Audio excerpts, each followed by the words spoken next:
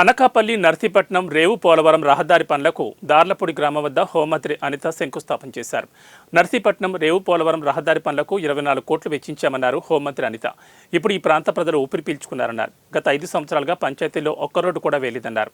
ప్రజలకు ఏ కష్టం లేకుండా చూసుకునే బాధ్యత ప్రభుత్వందని, మహిళల స్వయం ఉపాధిపై దృష్టి సారించామన్నారు.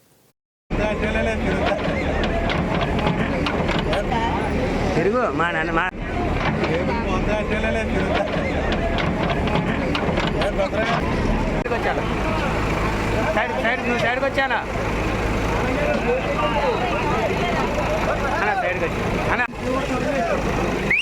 అది చెప్పాలి మేడం గారు అన్న, సైడ్కి వచ్చాను. సైడ్ మేడం గారు ఇది కదపాలా పెట్టాలన్నా కిందకి.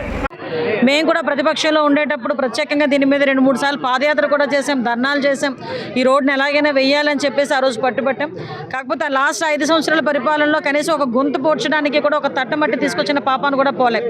ఆ రోజు మేము ఎన్నికల క్యాన్వాసింగ్లో భాగంగానే ఆ రోజు మేము ప్రామిస్ చేయడం జరిగింది.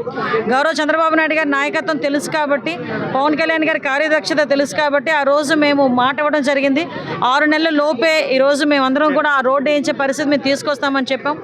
ఈ ఎన్డీబీ రోడ్స్లోకి సంబంధించి ఈరోజు మళ్ళీ తిరిగి గౌరవ చంద్రబాబు నాయుడు గారి ఆదేశాల మేరకు, రోడ్లు భవనాల శాఖ మంత్రి బీసీ జనార్దన్ రెడ్డి గారి ఆదేశాల మేరకు ఈరోజు ఈ రోడ్డుని కూడా వేయడానికి ఈరోజు సిద్ధపడడం అనేది చాలా ఆనందంగా ఉంది. దీనికి సుమారుగా 24 కోట్ల రూపాయలు ఈ రోడ్డుకి శాంక్షన్ అయింది. ఈ రోడ్డు వరకు కూడా ఆల్రెడీ ఈ రోజు నుంచి స్టార్ట్ కూడా జరుగుతుంది.